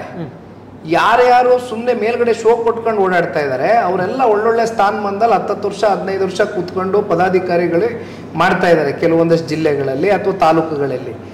ಇಂಥವ್ರನ್ನ ಗುರುತಿಸ್ಬೇಕಾಗಿದೆ. ಇವತ್ತು ರಿಯಲ್ ಕಾರ್ಯಕರ್ತರು ಯಾರಿದ್ದಾರೆ, ಯಾರು ಪ್ರಾಣಕ್ಕೆ ಪ್ರಾಣ ಕೊಟ್ಟು ಇವತ್ತು ಈ ಪಕ್ಷವನ್ನು ಕಟ್ಟಬೇಕು ಅಂತಕ್ಕಂಥ ನಿರ್ಧಾರ ಮಾಡಿರ್ತಕ್ಕಂಥ ಸಕ್ರಿಯ ಕಾರ್ಯಕರ್ತರು ಯಾರಿದ್ದಾರೆ ಅವರನ್ನ ಗುರುತಿಸ್ತಕ್ಕಂಥ ಕೆಲಸನೇ ಈ ರಾಜ್ಯ ಪ್ರವಾಸದಲ್ಲಿ ಆಗ್ತಕ್ಕಂಥದ್ದು. ಈ ಪ್ರವಾಸ ವೇಳೆ ಸಂದರ್ಭದಲ್ಲಿ ನೀವು ಕಾರ್ಯಕರ್ತರ ಮನೆಯಲ್ಲೂ ಕೂಡ ಅಲ್ಲೇ ವಾಸ ಮಾಡ್ತೀರಾ? ಸೊ ಕಾರ್ಯಕರ್ತರ ಮನೆಯಲ್ಲೇ ಊಟ ಮಾಡ್ತೀರಾ ಅಥವಾ ಬೇರೆ ಕಡೆ ಊಟ ಮಾಡ್ತೀರಾ? ಅಂದರೆ ಯಾಕಂದರೆ ನೀವು ಕಾರ್ಯಕರ್ತರಿಗೆ ರೀಚ್ ಆಗುವಂಥದ್ದು ಇರುವಂಥ ಹಿನ್ನೆಲೆಯಲ್ಲಿ ಏನು ಪ್ರವಾಸ ಕಾರ್ಯಕ್ರಮ ಯಾವ ರೀತಿ ಪ್ಲಾನ್ ಇದೆ? ಈಗಾಗಲೇ ಶೆಡ್ಯೂಲು ಫಿಕ್ಸ್ ಮಾಡ್ಕೊಂಡಿದ್ದಾರೆ ಅಭ್ಯರ್ಥಿಗಳಿಗೆ ನಾನು ಒಂದೇ ಹೇಳಿದ್ದೀನಿ, ದಯವಿಟ್ಟು ಯಾರು ಪಕ್ಷಕ್ಕೋಸ್ಕರ ದುಡ್ದಿರ್ತಾರೆ, ಯಾವುದೇ ಸಮಾಜ, ಯಾವುದೇ ಜಾತಿ, ಯಾವುದೇ ವರ್ಗ, ಯಾರೇ ಇರ್ಬೋದು, ಅಂಥವ್ರ ಮನೆಗೆ ಕರ್ಕೊಂಡೋಗಿ ಅವ್ರ ಮನೆಯಲ್ಲಿ ಊಟದ ವ್ಯವಸ್ಥೆ ಮಾಡಿಸಿ, ಪ್ರೀತಿಯಿಂದ ಕರೆದು ಊಟ ಹಾಕ್ತಾರೆ. ಯಾರಾದರೂ ಮನೆಯಲ್ಲಿ ಟೀ ಕಾಫಿ ವ್ಯವಸ್ಥೆ ಮಾಡಿಸಿ, ಅಥವಾ ಯಾರಾದರೂ ಕಾರ್ಯಕರ್ತರು ಇಲ್ಲ ನಿಖಿಲ್ ವಾಸ್ತವ್ಯ ಹೂಡಬೇಕು ಇಲ್ಲಿ ಅಂತಕ್ಕಂಥದ್ದು ಏನಾದರೂ ಅವ್ರ ಮನಸ್ಸಿನಲ್ಲಿ ಆ ಭಾವನೆ ಇದ್ದಂಥ ಸಂದರ್ಭದಲ್ಲಿ ದಯವಿಟ್ಟು ಅಂಥವ್ರ ಮನೆಯಲ್ಲಿ ನನಗೆ ವಾಸ್ತವ್ಯ ಓಡಿಸಿ ಅಂತಕ್ಕಂಥದ್ದು ಇಷ್ಟು ಮಾತ್ರ ನಾನು ಹೇಳಿದ್ದೆ. ಕುಮಾರಸ್ವಾಮಿ ಅವರು ಗ್ರಾಮವಾಸ್ತವ್ಯ ಮಾಡಿ ದೊಡ್ಡ ಮಟ್ಟದಲ್ಲಿ ಅದು ಸಂಚಲನ ಕಾರಣ ಆಗಿತ್ತು. ಒಂದು ಹೊಸ ಹಿಸ್ಟ್ರಿ ಕ್ರಿಯೇಟ್ ಆಗಿತ್ತು ಪಕ್ಷ ಸಂಘಟನೆಯಲ್ಲಿ. ನಾನು ಆಗಲೇ ಹೇಳಿದ ರೀತಿಯಲ್ಲಿ Born with golden spoon. So ನೀವು ಆ ಒಂದು ಹಂತ ದಾಟಿ ಬಂದಿದ್ದೀರಾ. ಇವೆಲ್ಲವೂ ಕೂಡ ಪಕ್ಷ ಸಂಘಟನೆ ಹೋಗಬೇಕಾದ್ರೆ ಸೊ ನೀವು ಗ್ರೌಂಡ್ ಲೆವೆಲ್ಗೆ ಇಳಿದು ಕಾರ್ಯಕರ್ತರ ರೀತಿಯಲ್ಲಿ ಕೂಡ ನೀವು ಅಲ್ಲಿ ಗ್ರೌಂಡ್ ಲೆವೆಲ್ಗೆ ಇಳಿದು ಕೆಲಸ ಮಾಡಬೇಕಾಗುತ್ತೆ. ಅದು ಈ ಪಕ್ಷ ಸಂಘಟನೆಯಲ್ಲಿ ಪ್ರವಾಸದಲ್ಲಿ ಕಾಣಬಹುದಾ? ಖಂಡಿತವಾಗ್ಲೂ ನೀವು ಕಾಣಬಹುದು. ಈ ಪಕ್ಷ ಸಂಘಟನೆ ಮತ್ತು ರಾಜ್ಯ ಪ್ರವಾಸದ ಇಂದಿನ ಉದ್ದೇಶ ನೇರವಾಗಿ ಪ್ರತಿಯೊಬ್ಬ ಕಾರ್ಯಕರ್ತನೂ ಕೂಡ ಇವತ್ತು ಹೆಸರಿಟ್ಟೆ ಕರಿತಕ್ಕಂಥ ಕೆಲಸ ಮಾಡಬೇಕು. ನಿಖಿಲ್ ಕುಮಾರಸ್ವಾಮಿ ಯಾರು ಯಾವ ಪಕ್ಷದಲ್ಲಿ ಬೇಕಾದ್ರೂ ರಾಜಕಾರಣ ಮಾಡ್ಬೋದು, ಆದರೆ ಇಂಥ ಪಕ್ಷದಲ್ಲೇ ರಾಜಕಾರಣ ಮಾಡಬೇಕು, ಇಂಥ ಒಬ್ಬ ನಾಯಕನ ಜೊತೆನೆ ನಾವು ಜೊತೆಯಲ್ಲಿ ಹೆಜ್ಜೆ ಹಾಕಬೇಕು, ಅವ್ರ ಜೊತೆಲಿ ಗುರುತಿಸ್ಕೊಳ್ಬೇಕು ಅಂತಕ್ಕಂಥದ್ದಾದರೆ ಅವ್ರಿಗೆ ಆ ಗೌರವ ಸಿಕ್ಕಬೇಕು.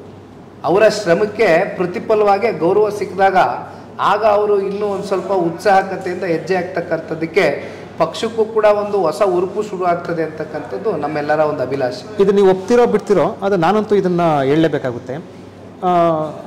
ಕುಮಾರಸ್ವಾಮಿ ಅವರು ಕೇಂದ್ರ ಸರ್ಕಾರಕ್ಕೆ ಅಥವಾ ಕೇಂದ್ರಕ್ಕೆ ಹೋದ ನಂತರ ಇಲ್ಲಿ ಪಕ್ಷ ಸಂಘಟನೆ ಒಂದಷ್ಟು ವೀಕ್ ಆಯಿತು, ಅಥವಾ ಕುಮಾರಸ್ವಾಮಿ ಅವರು ರಾಜ್ಯದಲ್ಲಿ ಇರಬೇಕಾಗಿತ್ತು ಅನ್ನುವಂಥದ್ದು ಒಂದು ಭಾವನೆ. ಜೊತೆಯಲ್ಲಿ ಮುಖಂಡರಲ್ಲೂ ಕೂಡ ಈ ಜಿ ಟಿ ದೇವೇಗೌಡರು ಪಕ್ಷದಿಂದ ಹೊರಗಡೆ ಹೆಜ್ಜೆ ಇಟ್ಟಿರುವಂಥದ್ದು. ಸೊ ಈ ರೀತಿ ಒಬ್ಬೊಬ್ಬ ಶಾಸಕರು ಹೊರಗಡೆ ಹೋಗ್ತಾ ಇರುವಂಥದ್ದು. JDS ಪಕ್ಷವನ್ನು ಒಂದಷ್ಟು ಜನ ಶಾಸಕರು ಬಿಡ್ತಾರೆ, ಕಾಂಗ್ರೆಸ್ನತ್ತ ಒಂದಷ್ಟು ಜನ ಹೋಗ್ತಾರೆ, ಇವೆಲ್ಲ ಕೂಡ ಇರುವಂಥದ್ದು. ಇಂಥ ಸಂದರ್ಭದಲ್ಲಿ ಇದೊಂದು ದೊಡ್ಡ ಸವಾಲಲ್ವಾ ನಿಖಿಲ್ಗೆ? ರಾಜಕಾರಣ ಅಂದಮೇಲೆ ಸವಾಲುಗಳು ಇದ್ದೇ ಇರುತ್ತೆ. ನಾನು ಯಾವಾಗಲೂ ಸನ್ಮಾನ್ಯ ದೇವೇಗೌಡರು ಸಾಹೇಬ್ರ ಅವ್ರ ಜೊತೆ ಕೂತ್ಕೊಂಡಾಗ ಮೊನ್ನೆನೂ ನಾನು ಡೆಲ್ಲಿನಲ್ಲಿ ಕೂತಿದ್ದೆ. ನನ್ನ ಜೊತೆಯಲ್ಲಿ ಅವರ್ಗಟ್ಲೆ ಅವರು ಕೂರಿಸ್ಕೊಂಡು ಹಿಂದೆ ಅವ್ರು ಯಾವ್ಯಾವ ರೀತಿ ಹೆಂಗೆ ಬದುಕು ಬಂದರು, ಯಾವೊಬ್ಬ ಸಣ್ಣ ರೈತನ ಮಗ ಹಿಂದೆ ಮುಂದೆ ಬ್ಯಾಕ್ಗ್ರೌಂಡ್ ಇಲ್ದಿರ, ಯಾರು ಗಾಡ್ ಫಾದರ್ ಇಲ್ದಿರ ರಾಜಕಾರಣದಲ್ಲಿ ಇವತ್ತು ಅಷ್ಟು ಉನ್ನತವಾದಂಥ ಒಂದು ದೇಶದ ಅತಿ ಉನ್ನತವಾದಂಥ ಒಂದು ಸ್ಥಾನದಲ್ಲಿ ಹೋಗಿ ಕೂತರು. ಅವ್ರನ್ನ ಕೂರಿಸಿದ್ಯಾರು? ನಮ್ಮ ರಾಜ್ಯದ ಜನತೆ, ನಮ್ಮ ಪಕ್ಷದ ಕಾರ್ಯಕರ್ತರ ದುಡಿಮೆ. ಹಾಗಾಗಿ ಇವೆಲ್ಲವನ್ನ ನೋಡಿದಾಗ ನನಗೆ ಸನ್ಮಾನ್ಯ ದೇವೇಗೌಡರು ಸಾಹೇಬ್ರ ಸ್ಫೂರ್ತಿ. ಇವತ್ತು ನಮಗೆ ಒಂದು ಬೇಸ್ ಇದೆ, ಪಾರ್ಟಿಗೆ ಬೇಸ್ ಇದೆ, ಪಾರ್ಟಿಯ ಅಭಿಮಾನಿಗಳಿದ್ದಾರೆ, ಪಕ್ಷದ ಸಾಧನೆಗಳಿದೆ, ಕಾರ್ಯಕ್ರಮಗಳು ಕೊಟ್ಟಿದ್ದೀವಿ, ಅಧಿಕಾರ ಇರಲಿ ಇಲ್ಲದೆ ಹೋಗಲಿ ಜನರ ಪರವಾಗಿ ಧ್ವನಿ ಎತ್ತಿದ್ದೀವಿ. ಇಷ್ಟೆಲ್ಲ ನಮ್ಮಲ್ಲಿ ಪಾಸಿಟಿವಿಟಿ, ಒಂದು ಪಾಸಿಟಿವ್ಸ್ ಇದ್ದಾಗ ಯಾತಕ್ಕೋಸ್ಕರ ಈ ಪಕ್ಷ ಕಟ್ಟಲಿಕ್ಕೆ ಆಗೋದಿಲ್ಲ ಅಂತಕ್ಕಂಥ ಸವಾಲು ನನಗೆ ನಾನೇ ಹಾಕೊಂಡಿದ್ದೀನಿ. ಅದರ ಭಾಗವಾಗಿ ಪ್ರವಾಸ ಶುರು ಮಾಡಿದ್ರು ಅಂತ ಹೇಳ್ಬೋದಾ? ಖಂಡಿತ ಖಂಡಿತ ಖಂಡಿತ. ಮತ್ತೊಂದು, ನೀವು ಪ್ರವಾಸ ಈಗ ಶುರು ಮಾಡ್ತಾ ಇದ್ದೀರಾ, ಸೊ ಎಲ್ಲ ಶಾಸಕರು ಕೂಡ ನಿಮ್ಮ ಜೊತೆ ಹೆಜ್ಜೆ ಆಗ್ತಾರೆ ಅಥವಾ ನಿಮ್ಮ ಜೊತೆ ಇರ್ತಾರೆ ಅಂತ ಅನ್ಸುತ್ತಾ ನಿಮಗೆ? ನಾನು ನನ್ನ ಪ್ರಾಮಾಣಿಕ ಪ್ರಯತ್ನವನ್ನು ಯಾವಾಗಲೂ ಕೂಡ ನಿರಂತರವಾಗಿ ಪ್ರತಿಯೊಬ್ಬ ಮನುಷ್ಯನನ್ನು ವಿಶ್ವಾಸಕ್ಕೆ ತಗೊಂಡೋಗ್ತಕ್ಕಂಥ ಒಂದು ಗುಣ ನಮ್ಮ ತಂದೆಯವರಲ್ಲಿ ನೋಡಿ ಬೆಳೆಸ್ಕೊಂಡಿದ್ದೀನಿ. ಸ್ವಾಭಾವಿಕವಾಗಿ ನಾನು ಕೂಡ ವ್ಯಕ್ತಿಗತವಾಗಿ ಆ ಒಂದು ಹಿನ್ನೆಲೆಯಲ್ಲಿ ಬಂದಿರತಕ್ಕಂಥ ಒಬ್ಬ ವ್ಯಕ್ತಿ. ನಾನು ಪ್ರತಿಯೊಬ್ಬರಿಗೂ ಕೂಡ ಜಿಲ್ಲಾಧ್ಯಕ್ಷರ ಹಾದಿಯಾಗಿ ನಿಖಿಲ್ ಕುಮಾರಸ್ವಾಮಿನೇ ಫೋನ್ ಮಾಡ್ತಾನೆ. ನಮ್ಮ ಆಫೀಸಿಂದ ಫೋನ್ ಹೋಗುತ್ತೆ. ಇಲ್ಲಿ ನಮ್ಮ ಭಾಳ ಹಿರಿಯಕರು ಮಾಜಿ MLC ಆದಂಥ ತಿಪ್ಪೇಸ್ವಾಮಣ್ಣ ಅವರು ಸಂಪೂರ್ಣ ಪಾರ್ಟಿಯ ವಹಿವಾಟುಗಳೇನಿದೆ ಅವರೇ ಸಂಪೂರ್ಣವಾಗಿ ಹ್ಯಾಂಡಲ್ ಮಾಡ್ತಾರೆ. ಅವ್ರ ಕಡೆಯಿಂದ ಫೋನ್ ಹೋದರೂ ಕೂಡ ನಾನು personally I call them so that ಅವರ ನನ್ನ ಒಂದು ಕನೆಕ್ಷನ್. ಯಾಕೆಂದರೆ ಅವ್ರು ಭಾಳ ಹಿರಿಯಕರು ಇರ್ತಾರೆ. ಜಿಲ್ಲಾಧ್ಯಕ್ಷರುಗಳು ಭಾಳ ವರ್ಷಗಳಿಂದ ಈ ಪಕ್ಷಕ್ಕೋಸ್ಕರ ದುಡಿದಿರ್ತಕ್ಕಂಥವ್ರು ಭಾಳ ಜನ ಇದ್ದಾರೆ. ಅವ್ರ ಜೊತೆ ನಮ್ಮದೊಂದು ಸಂಬಂಧ, ಶಾಸಕರ ಜೊತೆ ಒಂದು ಸಂಬಂಧ. ಬಟ್ ನಾನಂತೂ ಸರ್ ಪ್ರಾಮಾಣಿಕವಾಗಿ ಪ್ರಯತ್ನ ಮಾಡ್ತೀನಿ. ಆಮೇಲೆ ಬಹುತೇಕರು ಇವತ್ತಿನ ಶಾಸಕರು ಏನಿದ್ದಾರೆ, ಇರ್ರೆಸ್ಪೆಕ್ಟಿವ್ ಆಫ್ ಏಜ್ ಫ್ಯಾಕ್ಟರ್, ಯಾಕೆಂದರೆ ಒಂದು ಕಡೆ ಭಾಳ ಹಿರಿಯರು, ನಮ್ಮ ಅವರ ಏಜ್ ಗ್ಯಾಪು ಅಂತಕ್ಕಂಥದ್ದು ಕೂಡ ಸಾಕಷ್ಟು ಚರ್ಚೆಗಳಿದೆ. ಬಟ್ ಅದನ್ನೆಲ್ಲ ಹೊರತುಪಡಿಸಿ ನಮ್ಮನ್ನ ಭಾಳ ಪ್ರೀತಿ ವಿಶ್ವಾಸದಿಂದ ಕಾಣ್ತಕ್ಕಂಥ ಹಿರಿಯ ಶಾಸಕರು ಕಾಲ್ ಮಾಡಿದ್ದೀರಾ? GT ದೇವೇಗೌಡರಿಗೆ ಸಾಕಪ್ಪ ಸಾಕು, ಕಾಂಗ್ರೆಸ್ ಸರ್ಕಾರ ಸಾಕು, ಅಭ್ಯಾರ ಬೆಂಗಳೂರು ನಗರದಲ್ಲಿ ಏನು ಮಾಡಿದ್ವಿ, ಫೋನ್ ಮಾಡಿದ್ದೀನಿ, ಮೊನ್ನೆನೂ ಫೋನ್ ಮಾಡಿದ್ದೀನಿ. ಯಾಕೆಂದರೆ ಸರ್ ಈಗ ಅಲ್ಟಿಮೇಟ್ಲಿ ರಾಜಕಾರಣ ನಿಂತ ನೀರಲ್ಲ. GT ದೇವೇಗೌಡರಿಗೆ ಇವತ್ತು ಒಳಗಡೆಯಿಂದ ಅಸಮಾಧಾನಗಳು, ನೋವುಗಳು, ಬೇಸರ ಏನೇ ಇರ್ಬೋದು, ನಾನಾ ಕಾರಣಗಳು, ಬೇಸರ ಏನೇ ಇರ್ಬೋದು. ಬಟ್ ಅಂತಿಮವಾಗಿ ಈಗ ಮುಂದೆ ಚುನಾವಣೆ ಸಂದರ್ಭದಲ್ಲಿ ಈಗ ಆ ಬೇಸರ ಅದೇ ರೀತಿ ಇರುತ್ತೋ ಅಥವಾ ತಣ್ಣಗಾಗುತ್ತೋ ಅಂತಕ್ಕಂಥದ್ದು ಕಾಲವೇ ಎಲ್ಲದಕ್ಕೂ ಉತ್ತರ ಕೊಡುತ್ತೆ. ಹಾಗಾಗಿ ನಮ್ಮ ಕಡೆಯಿಂದ ನಾವು ಪ್ರಾಮಾಣಿಕವಾಗಿ ಏನು ಪ್ರಯತ್ನ ಮಾಡಬೇಕು ಮಾಡ್ತೀವಿ ಸರ್. ಕುಮಾರಸ್ವಾಮಿ ಮತ್ತೆ CM ಆಗಬೇಕು ಅನ್ನೋಂಥದ್ದು ನಿಮ್ಮ ಕಾರ್ಯಕರ್ತರಲ್ಲಿ ಒಂದಷ್ಟು ವಿಶ್ವಾಸ ಇದ್ದಂತೂ ಕಳೆದ ವಿಧಾನಸಭಾ ಚುನಾವಣೆ ಅಂತೂ ಆ ರೀತಿಯಲ್ಲಿ ಜನರಲ್ಲಿ ಭಾವನೆ ಇತ್ತು. ಈಗ ಕೇಂದ್ರ ಸಚಿವರಾಗಿದ್ದಾರೆ. ಮೊನ್ನೆ ಕುಮಾರಸ್ವಾಮಿ ಮಾತಾಡ್ತಾ ಮಂಡ್ಯದಲ್ಲಿ ಒಂದು ಮಾತನಾಡಿದ್ರು, ಮತ್ತೊಮ್ಮೆ ನನಗೊಂದ್ಸರಿ ಅಧಿಕಾರ ಕೊಟ್ಟು ನೋಡಿ ರಾಜ್ಯನ ಏನು ಮಾಡ್ತೀನಿ, ಅಂದರೆ ರಾಜ್ಯನ ಯಾವ ರೀತಿ ಅಭಿವೃದ್ಧಿ ಮಾಡ್ತೀನಿ ಅಂತ. ನಿಖಿಲ್ ಇದನ್ನ ಉತ್ಪ್ರೇಕ್ಷೆ ಅನ್ಬೋದು, ಅಥವಾ ನೀವು ಯಾವ ರೀತಿ ಕೂಡ ಅಂದರೆ ನೀವು ಊಹೆ ಮಾಡ್ತಿರೋ ಅಥವಾ ಈಗಿನ ಸಂದರ್ಭದಲ್ಲಿ ಇದು ಆಗುತ್ತೋ ಬಿಡುತ್ತೋ ಅವೆಲ್ಲವೂ ಕೂಡ ಜನರ ಕೈಲಿರುವಂಥದ್ದು. ಅದು ಒಂದು ರೀತಿಯಲ್ಲಿ ಇನ್ನೂ 2 ವರ್ಷ ಇರುವಂಥದ್ದು ವಿಧಾನಸಭಾ ಚುನಾವಣೆ. ಮತ್ತೆ ರಾಜ್ಯದಲ್ಲಿ ಕುಮಾರಸ್ವಾಮಿ CM ಆಗುವಂತಹ ಸಾಧ್ಯತೆ ಅಥವಾ ಆ ರೀತಿ ಆಗಬೇಕು ಅಂತ ಅನ್ಸುತ್ತಾ? ಒಂದು ಸರ್, ಆ್ಯಕ್ಚುಲಿ ಇಲ್ಲಿ ಸನ್ಮಾನ್ಯ ಕುಮಾರಣ್ಣ ಅವರು ಮುಖ್ಯಮಂತ್ರಿ ಆಗಬೇಕು ಅಥವಾ ಅವರು ಮುಖ್ಯಮಂತ್ರಿಗಳಾಗಿದ್ದಾಗ ಅವ್ರ ಕಾಲ್ಗಡದಲ್ಲಿ ಯಾವ್ಯಾವ ರೀತಿ ಕೆಲಸ ಕಾರ್ಯಗಳಾಗಿದೆ, ಯಾವ್ಯಾವ ರೀತಿ ಕಾರ್ಯಕ್ರಮಗಳು ರೂಪಿಸಿದ್ದಾರೆ. ಈಗ ನೀವೇ ಹೇಳ್ತಾ ಇದ್ರಿ, ಒಂದು ಕಡೆ ಜನತಾ ದರ್ಶನ, ಇನ್ನೊಂದು ಕಡೆ ಗ್ರಾಮ ವಾಸ್ತವ್ಯ, ಸಾರಾಯಿನ ಬ್ಯಾನ್ ಮಾಡಿದರು, ಲಾಟ್ರಿನ ನಿಷೇಧ ಮಾಡಿದರು. ಬಹುಶಃ ಇಂಥ ಒಂದು ಐತಿಹಾಸಿಕವಾದಂಥ ತೀರ್ಮಾನಗಳನ್ನ ಬಹುಶಃ ಸನ್ಮಾನ್ಯ ಕುಮಾರಣ್ಣ ಅವ್ರು ಏನು ತಗೊಂಡ್ರು ಇವತ್ತವರೆಗೂ ಕೂಡ ಅದು ಮನೆ ಮಾತಾಗಿದೆ. ಭಾಳ ಜನ ಹೇಳ್ತಾರೆ ಇವತ್ತು ಕಾಂಗ್ರೆಸ್ನ ಆಡಳಿತ ನೋಡಿ, ಇಲ್ಲಪ್ಪ ನಮಗೆ ಕುಮಾರಣ್ಣ ಅಂತ ಒಬ್ಬ ವ್ಯಕ್ತಿ ರಾಜ್ಯದ ಮುಖ್ಯಮಂತ್ರಿ ಆಗಿದ್ರೆ ಈ ರಾಜ್ಯದ ಬಡವರ ಪರವಾಗಿ, ರೈತರ ಪರವಾಗಿ, ಶೋಷಿತರ ಪರವಾಗಿ ಒಂದು ಕಾಳಜಿ ಇಟ್ಟಂಥ ಒಂದು ವ್ಯಕ್ತಿ ಅಂಥವರೊಬ್ಬ ಈ ರಾಜ್ಯದ ಮುಖ್ಯಮಂತ್ರಿ ಆಗಬೇಕು ಅಂತಕ್ಕಂಥದ್ದು ಆ್ಯಕ್ಚುಲಿ ರಾಜ್ಯದ ಉದ್ದಗಲಕ್ಕೂ ಚರ್ಚೆ ಇದೆ. ಆದರೆ ತಾವು ಹೇಳ್ದಂಗೆ ಅದಕ್ಕೆಲ್ಲ ಕಾಲ ಕೂಡ ಬರಬೇಕು, ಜನ ಆಶೀರ್ವಾದ ಮಾಡಬೇಕು, ಜನರ ಪರವಾಗಿ ಪಕ್ಷವೂ ಕೂಡ ಧ್ವನಿಗೂಡಿಸಿ ಕೆಲಸ ಮಾಡಬೇಕು. ಇವೆಲ್ಲ ನಾವು ಮಾಡ್ತೇವೆ. ಅಂತಿಮವಾಗಿ ಆ ಭಗವಂತ ಮತ್ತು ಜನರ ಮೇಲೆ ಬಿಡೋಣ. ಈಗಿನ ಪ್ರವಾಸದಲ್ಲಿ ಅಥವಾ ಈಗಿನ ಹೋರಾಟದಲ್ಲಿ ನಿಖಿಲ್ ಅರ್ಜುನ ಪಾತ್ರನೋ ಶ್ರೀಕೃಷ್ಣ ಪಾತ್ರನೋ? ಅವೆಲ್ಲ ಏನಿಲ್ಲ ಸರ್, ಸುಮ್ಮನೆ ಮಾತುಗಷ್ಟೇ ಅವೆಲ್ಲ ಪಾತ್ರ. ನನಗೆ ಇಲ್ಲಿ ಜನ ನನಗೆ ಯಾವ ಪಾತ್ರ ಕೊಡ್ತಾರೆ ಅಥವಾ ನಾನು ಯಾವ ಪಾತ್ರಧಾರಿಯಾಗಿ ಕೆಲಸ ನಿರ್ವಹಣೆ ಮಾಡಬೇಕು ಅಂತಕ್ಕಂಥದ್ದು ರಾಜ್ಯದ ಜನತೆ ತೀರ್ಮಾನ ಮಾಡ್ತಾರೆ. ನನ್ನ ಕೆಲಸ ಏನಿದೆ, ನಾನೊಬ್ಬ ಈ ನಾಡಿನ ಪ್ರಜೆಯಾಗಿ, ಒಬ್ಬ ನಿಷ್ಠಾವಂತ ಈ ಪಕ್ಷದ ಕಾರ್ಯಕರ್ತನಾಗಿ ನನ್ನ ಶ್ರಮ, ನನ್ನ ದುಡಿಮೆ, ನನ್ನ ಕೆಲಸ ನಾನು ಮಾಡ್ತೀನಿ. ದೇವೇಗೌಡರು ಮತ್ತು ಕುಮಾರಸ್ವಾಮಿಯಿಂದ ನೀವೇನು ಕೇಳ್ತಾರೆ? ಯಾಕಂದರೆ ದೇವೇಗೌಡರು ಸಂಬಂಧಪಟ್ಟಂತೆ ರಾಜಕೀಯವಾಗಿ ಅವ್ರು ಏನೇನು ಮಾಡಿದ್ದಾರೆ, ಅವ್ರನ್ನ ರಾಜಕೀಯ ಜೀವನದ ಮತ್ತು ಅವ್ರ ರಾಜಕೀಯ ಏಳು ಬೀಳು ನೋಡ್ತಾ ಹೋದ್ರೆ ಕೂಡ ಅದೊಂದು ಪಾಠ ಆಗುತ್ತೆ. ಯಾಕಂದ್ರೆ ನೀವು 3 ಚುನಾವಣೆಗಳನ್ನು ಎದುರಿಸಿದ ಸಂದರ್ಭದಲ್ಲಿ ದೇವೇಗೌಡರು ಆಶೀರ್ವಾದ ತೆಗೆದುಕೊಂಡಿರುವಂಥದ್ದು, ದೇವೇಗೌಡರ ಜೊತೆ ಚರ್ಚೆ ಮಾಡಿರುವಂಥದ್ದು, ಸೊ ಎಲ್ಲ ನೋಡಿದ್ರೆ ದೇವೇಗೌಡರಿಂದ ಮತ್ತು ಕುಮಾರಸ್ವಾಮಿಯಿಂದ ನಿಖಿಲ್ ಏನು ಕಲ್ತಿದ್ದಾರೆ? ಬಹುಶಃ ಸನ್ಮಾನ್ಯ ದೇವೇಗೌಡರು ಸಾಹೇಬ್ರಿಗೆ ಈ ದೇಶದ ಗೌರವಾನ್ವಿತ ಪ್ರಧಾನಮಂತ್ರಿಗಳು ಶ್ರೀ ನರೇಂದ್ರ ಮೋದಿಜಿಯವರು ಈಗಾಗಲೇ 11 ವರ್ಷ ಅವರ ಆಡಳಿತವನ್ನು ಪೂರೈಸಿದ್ದಾರೆ. ದೇಶದ ಗೌರವಾನ್ವಿತ ಪ್ರಧಾನಮಂತ್ರಿಗಳು ಇವತ್ತಿಗೂ ಸನ್ಮಾನ್ಯ ದೇವೇಗೌಡರು ಸಾಹೇಬ್ರಿಗೆ ಆ ಮಟ್ಟದ ಒಂದು ಗೌರವ ರಾಜ್ಯಸಭೆಯಲ್ಲಿ ಇರ್ಬೋದು ಅಥವಾ ರಾಜ್ಯಸಭೆಯ ಹೌಸ್ನ ಹೊರಭಾಗದಲ್ಲೂ ಇರ್ಬೋದು, ಬಹಿರಂಗ ಸಮಾವೇಶಗಳಲ್ಲಿ ಅವ್ರ ಬಗ್ಗೆ ಮಾತನಾಡ್ತಾರೆ ಅಂತಕ್ಕಂಥದ್ದಾದರೆ ಬಹುಶಃ ಅವರು ಆ ಬುಕ್ನಲ್ಲಿ, ಆ ಪುಸ್ತಕದಲ್ಲಿ ಅವರ ಜೀವನ ಚರಿತ್ರೆ, ಅವ್ರು ಯಾವ್ಯಾವ ರೀತಿ ಬದುಕು ಬಂದರು, ಎಲ್ಲಿ ಹುಟ್ಟಿದ್ರು, ಏನೇನಾಯಿತು ಅವ್ರ ಜೀವನದಲ್ಲಿ. 1962ರಲ್ಲಿ ಕಾಂಗ್ರೆಸ್ನಿಂದ ಟಿಕೆಟ್ ಸಿಕ್ಕಬೇಕಾದಂಥ ದೇವೇಗೌಡರು ಟಿಕೆಟ್ಗೆ ವಂಚಿತರಾಗಿ ಕೊನೆಗೆ ಇಂಡಿಪೆಂಡೆಂಟ್ ನಿಲ್ಲೇಬೇಕು ಅಂತಕ್ಕಂಥ ವಿಷಯವಾಗಿ ಅಲ್ಲಿನ ಹಳ್ಳಿಯ ಜನತೆ ಅವ್ರನ್ನ ಫೋರ್ಸ್ ಮಾಡಿ ಕರ್ಕೊಂಡೋಗಿ ನಿಲ್ಲಿಸಿದಂಥ ದೇವೇಗೌಡರು ಸಾಹೇಬರು 62ರಿಂದ ಇವತ್ತಿನವರೆಗೂ ನಾವು ನೋಡಿದ್ರೆ ಬಹುಶಃ ಅವ್ರನ್ನ ನೋಡಿದಾಗ ಇಂಥ ಒಬ್ಬ ವ್ಯಕ್ತಿ ಇಷ್ಟು ದೂರದೃಷ್ಟಿ, ಇಷ್ಟು ದೂರಾಲೋಚನೆ, ಏನೋ ಆ ಕಾಶ್ಮೀರದಲ್ಲಿ, ಇವತ್ತು ನಾವು ಕಾಶ್ಮೀರ ಬಗ್ಗೆ ಮಾತಾಡ್ತೀವಿ, ಆದರೆ ಕಾಶ್ಮೀರಿಗೆ ಒಬ್ಬ ಪ್ರಧಾನಮಂತ್ರಿ ಆದವರು ಹೆಜ್ಜೆ ಇಡ್ಲಿಕ್ಕೆ ರೆಡಿ ಇರಲಿಲ್ಲ. ಎಲೆಕ್ಷನ್ ಕಂಡಕ್ಟ್ ಮಾಡಿದ್ರು ದೇವೇಗೌಡರು ಸಾಹೇಬ್ರು, ಯಾವುದು ಹಿಂಸೆ ಇಲ್ದಿರ.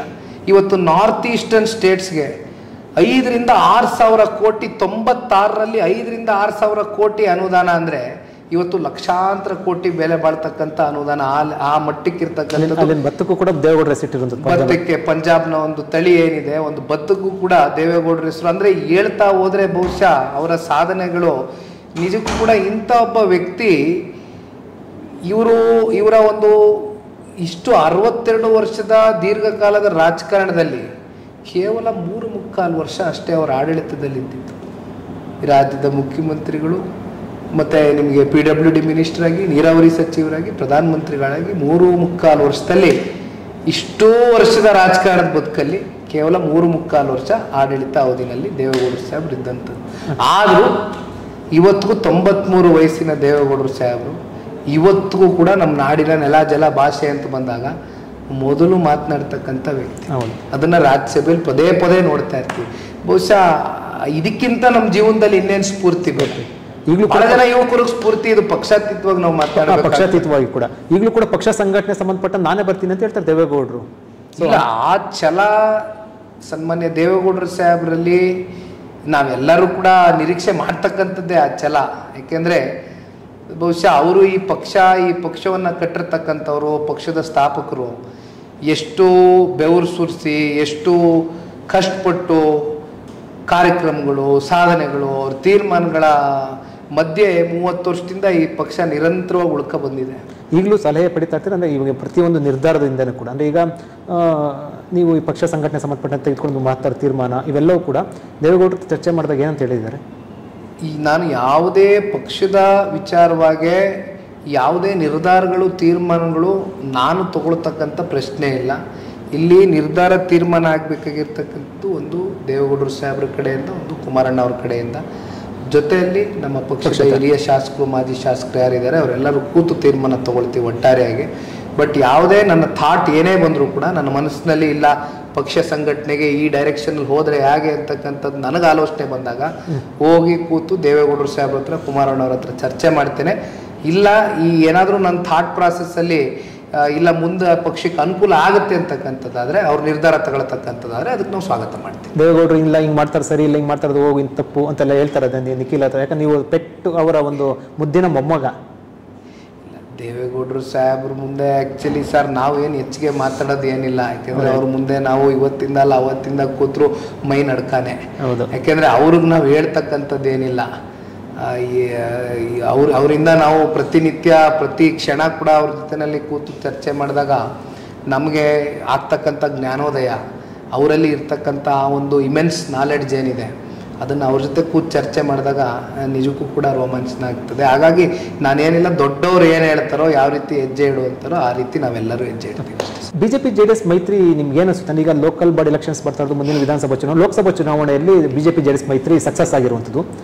ಮೈತ್ರಿ ಸಂಬಂಧಪಟ್ಟ ನಿಮ್ಗೆ ಏನು ಅನಿಸುತ್ತೆ? ನಿಮಗೆ ಕಳೆದ ಸಂಸತ್ ಚುನಾವಣೆಯಲ್ಲಿ ದೇವೇಗೌಡರು ಸಾಹೇಬರು, ಕುಮಾರಣ್ಣ ಅವರ ತೀರ್ಮಾನ ಜೊತೆಯಲ್ಲಿ ಕೇಂದ್ರದ ನಾಯಕರು ಕೂಡ ಅನೇಕ ಸಭೆಗಳನ್ನ, ಒಂದು ಕ್ಲೋಸ್ ಡೋರ್ ಸಭೆಗಳನ್ನ ಮಾಡಿರ್ತಕ್ಕಂಥದ್ದುಂಟು. ಅದಾದ ನಂತರ ನಾವಿಬ್ಬರು ಕೈ ಜೋಡಿಸಿದ್ದೇವೆ.